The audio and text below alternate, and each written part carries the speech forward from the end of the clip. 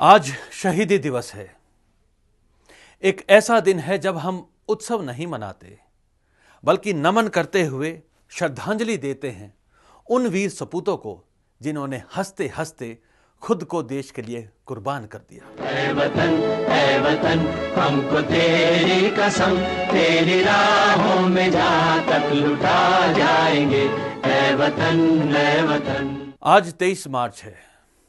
आज से करीब 8 दशक पहले ऐसे ही एक दिन निकला जब पूरे देश में मातमी सन्नाटा छा गया। जिस किसी ने सुना उसी की आंखों में आंसू और दिल में देशभक्ति का जज्बा आया। हर कोई उन शहीदों को नतमस्तक होकर सलाम कर रहा था।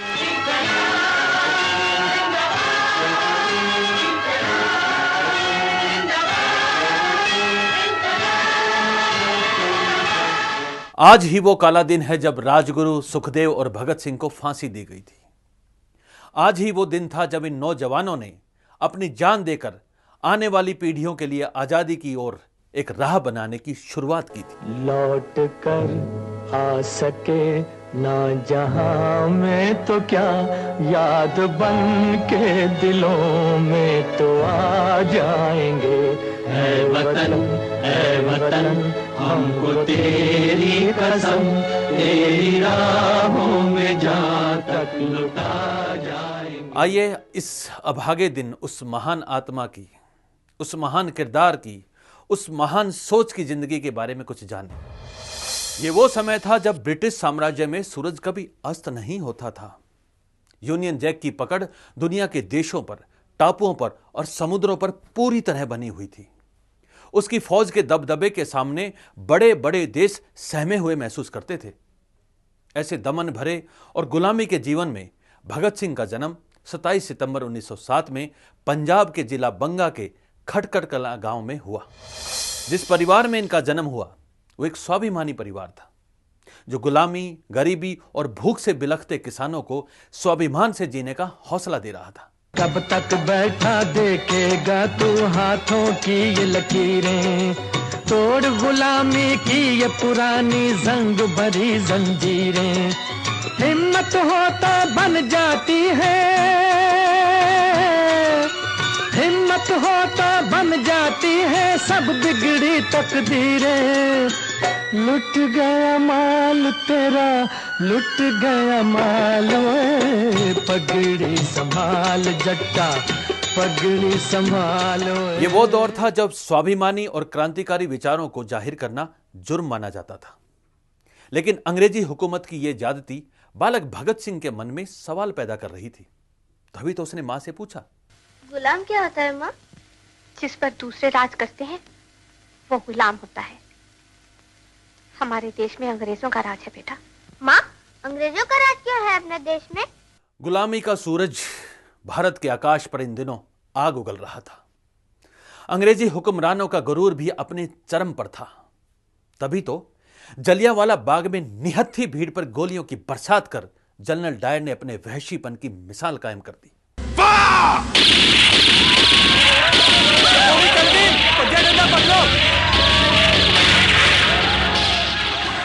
अंग्रेजी हुकूमत की इस करतूत ने भारतीयों के स्वाभिमान को ललकारा। तभी तो इस कांड से डरने की बजाय वो हुंकार भरने लगे। जलियांवाला बाग में जनरल डायर ने बेकसूर हिंदुस्तानियों का कत्लेआम किया। मैं लाला लाजपत राय उन गोलियों का हिस्सा मानता हूं। इस जंग में छूट से हुए हिंदुस्तानियों की लाशों का भी हिस्सा मानता हूं, हिस्सा मानता हूं मैं।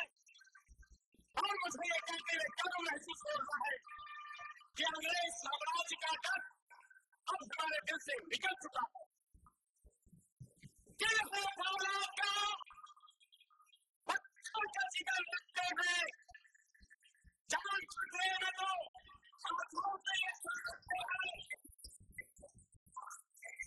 कोई भला है न खंजर पे न बम पे हाथों में, देशभक्ति तो सदा दिल में मगर रखते हैं। लाला लाजपत राय के ये तेवर बता रहे थे कि इन दिनों एक नए हिंदुस्तानी जज्बे का जन्म हो रहा था। ऐसे आदर्शों का ही असर था कि भगत सिंह ने नौजवान भारत सभा की स्थापना की। इस संगठन का काम सेवा, त्याग और पीड़ा झेल सकने वाले नौजवानों को तैयार करना था। नौजवान भारत सभा गुलामी की गहरी खाई को भरने के लिए ईंट पत्थरों की नहीं बल्कि इंसानी लाशों की जरूरत होती है।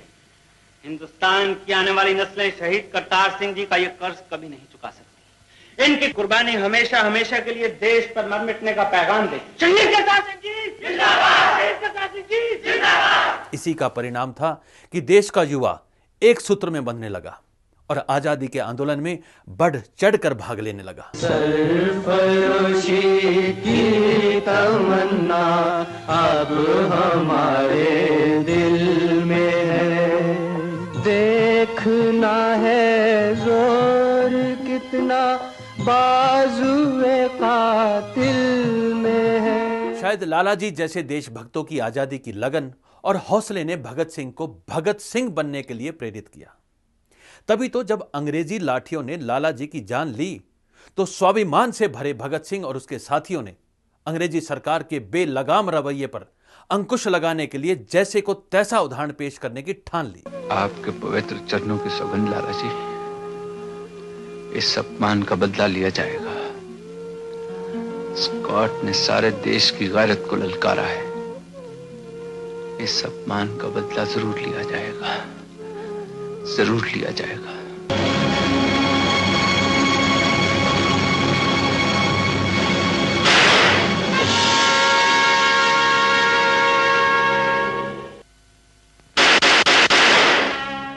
भगत सिंह और उसके साथियों ने सैंडर्स को गोली मार दी। उनके इस जवाब को ब्रिटिश हुकूमत ने आतंकवाद का नाम दिया, मगर ये आतंकवाद नहीं था, यह एक संदेश था अंग्रेजों के नाम। भगत सिंह ने आतंकवाद का जवाब देने के लिए क्रांति को कुछ इस ढंग से परिभाषित किया है। क्रांति के लिए रक्त संघर्ष जरूरी नहीं और न ही इसमें व्यक्तिगत प्रतिहिंसा की कोई जगह है। यह पिस्तौल और बम की संस्कृति नहीं है। क्रांति से हमारा मतलब है कि वर्तमान व्यवस्था जो जाहिर तौर पर अन्याय पर टिकी है बदलनी चाहिए। क्रांति से हमारा प्रयोजन एक ऐसी सामाजिक व्यवस्था की स्थापना करना है जिसको इस तरह के घातक खतरों का सामना न करना पड़े और जिसमें वर्ग की प्रभुसत्ता की मान्यता दी जाए तथा एक विश्व संघ मानव जाति को पूंजीवाद के बंधन और साम्राज्यवादी युद्धों से होने वाली बर्बादी और मुसीबतों से बचाए। भगत सिंह की इस सोच और इस हौसले ने ब्रिटिश अफसरों में खौफ पैदा कर दिया। तभी तो वो इस युवा, समझदार और पढ़े लिखे क्रांतिकारी का तोड़ ढूंढने में लग गए और सारा अमला असला उसी पर लगा दिया। मुजरिमों के हौसले इतने बढ़ गए कि वो दिन दहाड़े पुलिस वालों पर ही गोलियां चलाएं। हमें हर हालत में उन्हें गिरफ्तार करना है। शहर के कोने कोने पर पुलिस तैनात करवा दो। Yes sir. गोली चलाने वालों में एक सिख नौजवान भी था। यह वो दौर था जब अखबारों का प्रचलन शुरू हो चुका था। भगत सिंह ने अपनी बात, अपनी सोच और अपने मिशन को जन जन तक पहुंचाने के लिए अखबारों को माध्यम बनाया ताकि पूरा देश एकजुट होकर आजादी हासिल करने के लिए आगे आए। उनके विचार अखबारों में रोज छप पाएं, यह आसान नहीं था, क्योंकि देश के अंदर बहुत सारे लोग इन क्रांतिकारियों के खिलाफ थे और अंग्रेजों के साथ थे। इसलिए उन्होंने ऐसा कदम उठाने की योजना बनाई जिसका दो तरफा असर होना लाजमी था। पहला, सत्ता के नशे में चूर ब्रिटिश सरकार के कानों को खोलना। दूसरा, देश की आवाम को गुलामी के खिलाफ एक सूत्र में पिरोना। हम वहां बम फेंकेंगे। बम? बम फेंकने से क्या होगा? एक ऐसा बम जो किसी की जान न ले, सिर्फ आवाज हो, धमाका हो। लेकिन फायदा? असेंबली में हर शख्स चौंकेगा। खुद सरकार को इस बात का एहसास होगा कि गुलामी की नींद सोने वाला मुल्क करवट बदल रहा है। उस दूरदर्शी भगत सिंह को मालूम था कि उनके मुकदमे से जुड़ी हर बात अखबारों में छपेगी। इसलिए भगत सिंह ने खुले दिमाग से अपने विचारों को पेश करना शुरू किया और उनके विचार अखबारों के जरिए पूरे देश तक पहुंचने लगे। आज की ताजा खबर, जिंदाबाद, इंकलाब जिंदाबाद, इंकलाब जिंदाबाद। और उसका असर पूर्व, पश्चिम, उत्तर, दक्षिण हर तरफ देखा जाने लगा। कोई पंजाब से, कोई महाराष्ट्र से, कोई यूपी से है, कोई बंगाल से, कोई कोई महाराष्ट्र से, कोई यूपी से है, कोई बंगाल। भगत सिंह एक किरदार ही नहीं, एक सोच थी। अंग्रेजी जुल्म के खिलाफ उनका हथियार सिर्फ गोली ही नहीं, कलम भी थी। तभी तो उन्होंने लिखा, अगर कोई सरकार जनता को उसके बुनियादी अधिकारों से वंचित रखती है तो उस देश के नौजवानों का अधिकार ही नहीं बल्कि आवश्यक कर्तव्य बन जाता है कि ऐसी सरकार को बदल दे। भगत सिंह ये जानते थे कि अदालत अपना फैसला क्या सुनाएगी, लेकिन उनका मकसद पूरे देश में क्रांति की लहर पैदा करना था। उन्होंने जेल में भी क्रांति की मसाल को जलाए रखा और खाने, रहने, पढ़ने जैसी बुनियादी जरूरतों की मांग पूरी करवाने के लिए भूख हड़ताल कर दी। इस हड़ताल में उनके साथी जतिन दास शहीद भी हुए। साथी जतिन दास, तुम्हारा बलिदान महान है। इस देश की आजादी का इतिहास तुम्हारे नाम के बिना अधूरा रहेगा। मातृभूमि के सच्चे सपूत शेरे बंगाल, तुम पर भारत हमेशा नाज करेगा। ये उनके सद्विचार, सोच और लक्ष्य का ही असर था कि जेल में उनकी खिलाफत करने वाले लोग भी अंतिम क्षणों में उनके मुरीद हो गए। ले भाई भगत सिंह, पहली ते आखिरी बार सत श्री अकाल। आखिरी बार? हाँ यारा, अपना वक्त पूरा हो गया है, पर एक बात पूछूं तुझसे। क्या? मैं ते बुरा आदमी हां, कोई आदमी की मैं ते जानवर हां। मुझको तो मेरे पापों की सजा मिलनी चाहिए, पर ये दुनिया तेरे जैसे लोगों के साथ ऐसा सलूक क्यों करती है? भगत सिंह, एक आखिरी काम करेंगे? बोलो। यारा, जिंदगी च किसी नेक आदमी नाल हाथ नहीं मिलाया, मिलाएंगे ही हाथ तो बा बल्ले बल्ले बल्ले। यूं तो इस महान किरदार की उम्र बहुत छोटी थी, महज 23 साल के थे उस वक्त वो, लेकिन अपनी शहादत देकर आजादी का लक्ष्य पाने की सोच इतनी स्पष्ट थी उनके मन में कि जब जेल में उनकी मां उनसे मिलने आई और सलाखों के पार भगत सिंह को देखकर उनकी भावनाएं उमड़ पड़ी तो उन्होंने अपनी मां को कहा, रोना नहीं मां, रोना नहीं। हाँ। अच्छा मां। तू न रोना कि तू है भगत सिंह की मां,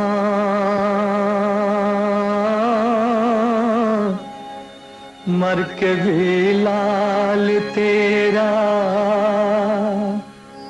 मरेगा नहीं। घोड़ी चढ़ के तो लाते हैं दुल्हन सभी, हंस के हर कोई फांसी चढ़ेगा नहीं। भगत सिंह ना केवल आजादी को लेकर चिंतित थे बल्कि देश की एकता और अखंडता को तोड़ने वाले तत्वों पर भी उन्होंने अध्ययन किया था। मजहब की बात करते हुए उन्होंने कहा था, मजहबी बहम और सांप्रदायिकता हमारी उन्नति के रास्ते में बहुत बड़ी अड़चन है। इन्हें हमें उखाड़ फेंकना चाहिए। जो चीज स्वतंत्र विचारों की कसौटी पर खरी नहीं उतरती वह अवश्य ही खत्म हो जानी चाहिए। अन्य कई ऐसी कमजोरियां हैं जिन पर हमें काबू पाना है। विदेशी शासन, हिंदुओं की कट्टरता और प्रतिक्रियावादी नीति मुसलमानों और अन्य सभी संप्रदायों की संकीर्णता का लाभ उठाते हैं। इस काम को सफल करने के लिए क्रांतिकारी लगने वाले सभी संप्रदायों के नौजवानों की जरूरत है। आखिर वो दिन भी आया जिस अनहोनी का पूरे देश को खौफ था, मगर भगत सिंह और उनके साथियों को इंतजार था।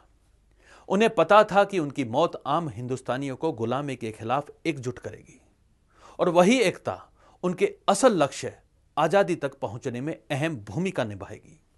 इसलिए जब उनके कदम फांसी के तख्ते की तरफ बढ़ने लगे तो उनके चेहरे दमक रहे थे। जिस चोले को पहन शिवाजी खेले अपनी जान पे, जिस चोले को पहन शिवाजी खेले अपनी जान पे, जिसे पहन झांसी की रानी मिट गई अपनी आन पे, आज उसी को पहन के निकला हम मस्तों का टोला, मेरा रंग दे बसंती झोला। ये वो शहादत थी जिसे पीढ़ी दर पीढ़ी हिंदुस्तानियों ने याद किया है और पीढ़ी दर पीढ़ी हिंदुस्तानी याद करते रहेंगे। सदियों तक ये सिलसिला जारी रहेगा। जब तक हिंदुस्तान रहेगा तब तक भगत सिंह और उसके दोस्तों का नाम रहेगा।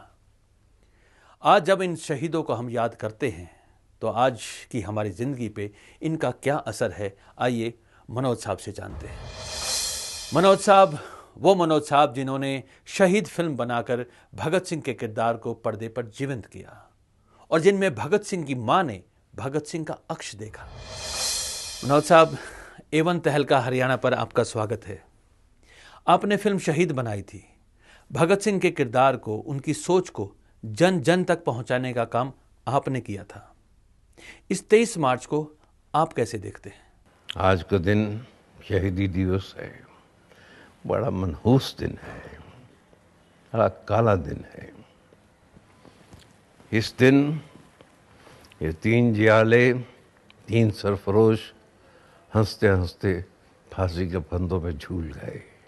आपने जब ये फिल्म बनाई थी तो बड़ी रिसर्च की थी, आपने काफ़ी डिटेल में गए थे आप किरदारों के, तो कहीं ऐसा आभास हुआ या कहीं ऐसा पता लगा था कि इन लोगों ने, भगत सिंह या उनके साथियों ने, जेल से बाहर आने की सोची हो? ये आज़ाद हो सकते थे अगर सरकारी गवाह बन जाते, मगर इन्हें मंजूर नहीं था। चंद्रशेखर आज़ाद ने पूरी तैयारी की थी कि जेल से भाग भी सकते थे, मगर भगत सिंह ने इनकार कर दिया। उसने ये कहा कि हमारी फांसी लगना बहुत ज़रूरी है, क्योंकि जनता जागृति तभी होगी जब कोई बलिदान देगा। बलिदान दिया उन्होंने, देश आज़ाद हुआ।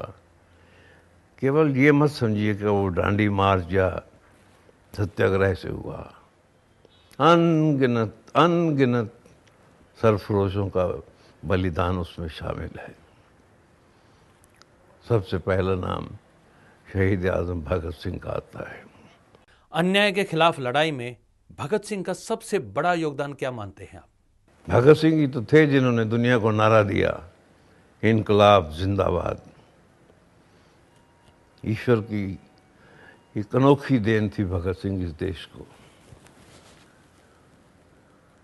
उन्हें बहुत लालच दी जाती, जेल में बर्फ की शिलों में रख के मारा जाता। बस वो इतना ही कहते कि हम भी आराम उठा सकते थे घर पे रहकर, हमको भी पाला था माँ बाप ने दुख सह सह कर, वक्त रुखसत उन्हें इतना भी ना आए कहकर, गोद में आंसू जो टपके कभी रुख से बहकर, तिफल उनको ही समझ लेना जी बहलाने को, हमने जब वादी गुर्बत में कदम रखा था, दूर तक आई थी यादें वतन समझाने को, मेरा रंग दे बसंती चोला, माए मेरा रंग दे बसंती चोला। आज भगत सिंह का सपना पूरे हुए आधी सदी से ज़्यादा हो गया है, तो आज के समय में भगत सिंह की सोच को, भगत सिंह के किरदार को, उस अक्ष को कितना प्रासंगिक मानते हैं आप? आज भी अनगिनत जियाले हैं। भगत सिंह जी ने अपनी काल कोठरी, फांसी की जो कोठरी थी, तो उसके बाहर दीवार पे उर्दू में लिखा हुआ था, कोई दम का मेहमान हूँ अहले वतन, चिरागे शहर हूँ बुझा चाहता हूँ। कहने को वो चिराग उस दिन बुझ गया, लेकिन नहीं, आज भी करोड़ों नौजवानों के दिल में वो चिराग जलता है। महसूस नहीं होता, शायद वो इनकलाब लाने में नाकामयाब हैं इसलिए कि वो दबे हुए हैं। नहीं तो आज जो करप्शन है उसके अगेंस्ट वो इनकलाब ले आते। लेकिन दबी हुई चीज़ जब भी अंगड़ाई लेती है तो बड़ी बड़ी ऊंची इमारतें हिल जाती हैं, ज़लज़लों से हिलती हैं ऊंचाइयाँ, पस्तियाँ जब भी लेती हैं अंगड़ाइयाँ। युद्ध होते थे, लोग शहीद होते थे, लेकिन शायद ये भारत के इतिहास का ही नहीं, दुनिया के इतिहास का पहला ही ऐसा उदाहरण होगा कि 3 नौजवानों ने बड़े योजनाबद्ध तरीके से, सोच के, समझ के बलिदान दिया। उनके इस बलिदान से देश को आज़ादी मिली। आज आज़ादी को 60-70 साल ऊपर हो गए हैं। आज उस बलिदान को आप कैसे याद करते हैं? इन शहीदों का बलिदान बहुत रंग लाया। इन्होंने चाहा तो क्या चाहा हमसे कि भाई भाई बन के रहें, देश की एकता अखंडता के लिए रहे। जिए तो देश के लिए जिए, मरे तो देश के लिए मरे, अपने स्वार्थ के लिए नहीं जो आजकल हो रहा है। उन्होंने सिर्फ ये चाहा होगा, ये अपनी कल्पना है कि जब शहीदों की अर्थी उठे धूम से, देश वालों तुम आंसू बहाना नहीं, पर मनाओ जब आज़ाद भारत का दिन, उस घड़ी तुम हमें भूल जाना नहीं। लौट कर जहाँ में ना आ सके तो क्या, याद बन के दिलों में तो आ जाएंगे। ऐ वतन हमको तेरी कसम, तेरी राहों में जहाँ तक लुटाए जाएंगे। प्रोग्राम ख़त्म होने का समय आ गया है। आपकी तरफ से दर्शकों के लिए इस दिन पर कोई संदेश? भाई और बहनों, इस भारत माँ को नमन कीजिए। देश के लिए जो बलिदान आप दे सकते हैं वो दीजिए। कोई फिर गैर हम पे आंख ना उठाए, फिर कोई गोली ना दागे, कोई गुलाम ना बनाए। हम गर्व से कह सकें कि देश मेरा राम है तो मैं उसका हनुमान हूँ, चीर के देख लो सीना मेरा, पूरा हिंदुस्तान हूँ। यही स्वप्न था भगत सिंह का, भगत सिंह के साथियों का। धन्यवाद। जय हिंद। ये था भगत सिंह, राजगुरु और सुखदेव को एवन तहलका का सलाम। ऐ वतन हमको तेरी कसम, तेरी राहों में जहाँ तक लुटा जाएंगे। ऐ वतन